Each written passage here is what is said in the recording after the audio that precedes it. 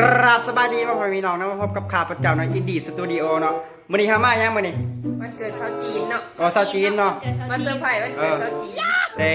เจ้าของจะบ่ฮู้เนาะว่าสิมาเซอร์ไพรส์เนาะอยู่ในเดี๋ยวนี้เฮาอยู่ในเรือนไผชาวจีนเนาะเฮามาดักถาเนาะสิเป็นอะไรเฮาสิระวังถาแต่เสาร์ตอนแรกเนาะจะมีบุคคลหนึ่งเนาะมายังมีแต่กินกับกินเนาะบุคคลที่มีแต่กินกับกินเนาะกินโปรดกินว่าจ้ะผู้ดังเชียวรอต่อไปเนาะตอนนี้เขามาถ่ายรถเลยเนาะบูว่าเซาจีนสีมาเลยบอเนาะจะได้จะมาได้จักโมงเลยจ้ะ12 โมงพอดีได้มาถ่ายจักโมงเลยมาแป๊ะเป็นตรงเสาตั้งแต่8 โมงเนาะมาจะไปจ้าผมเห็นก็ไม่ได้ไปมาสั่นมาถามชาวจีนโดยเฉพาะ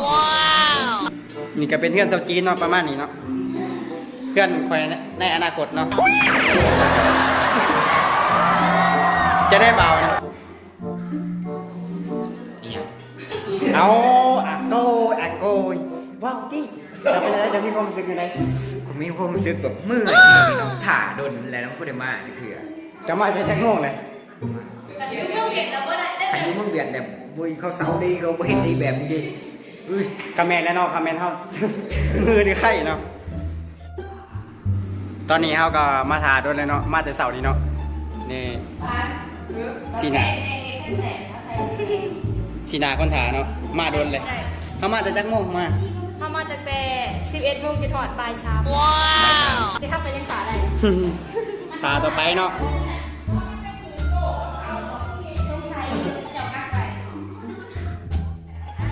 เอานี่ก็ใกล้เวลาซาวจีนที่มาเนาะเขาก็ซาเกียมเค้กไว้เนาะซีเซอร์ไพรส์เราว่าไรวะดีดิโอ้โหซีมาเลยบอกเกียมไว้เลยทั้งแต่มากินเองเนาะเขามากินเองเลยนะใจเย็นพ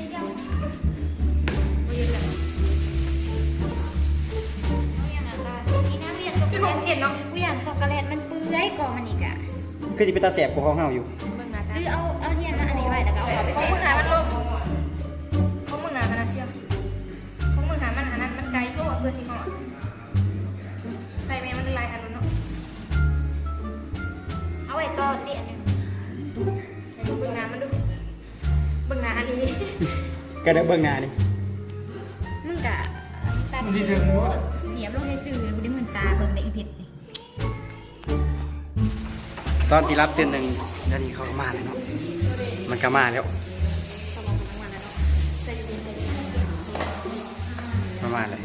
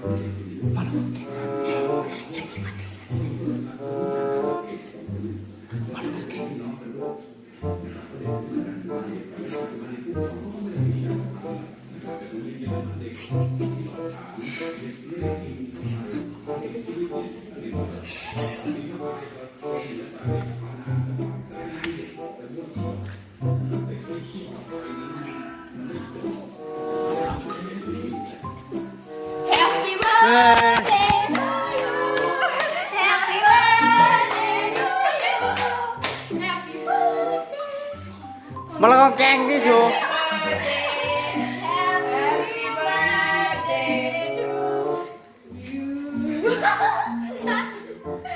สุขสันต์วันเกิดนะพ่อเกิดดีดังเปล่าดีดังเปล่า ใช้ของผ่ากูได้ของผ่าในคู่มือนี่เอาให้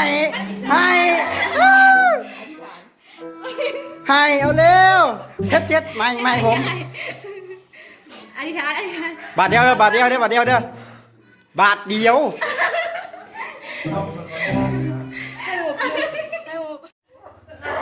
มากแล้ว12 มื้อ เข้ากล้อ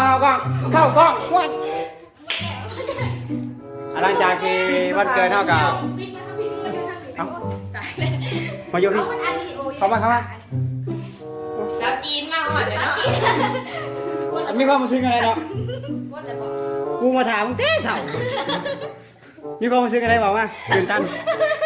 ว้าวออก เราบอกให้ไห้ขี้ไห้สมมาขี้ไห้เนาะเจ้าเลยกะเฮ้ยฝากกดไลค์กดแชร์ไหม เขาว่าพวกเขาไอ้เถื่อนในการมือนี้ก็เป็นวันเกิดหมู่เขาเนาะแล้วก็ฝากกดไลค์กดแชร์ส่งอินดี้สตูดิโอเนาะทำนี่แหละ ขอขอบใจเนาะ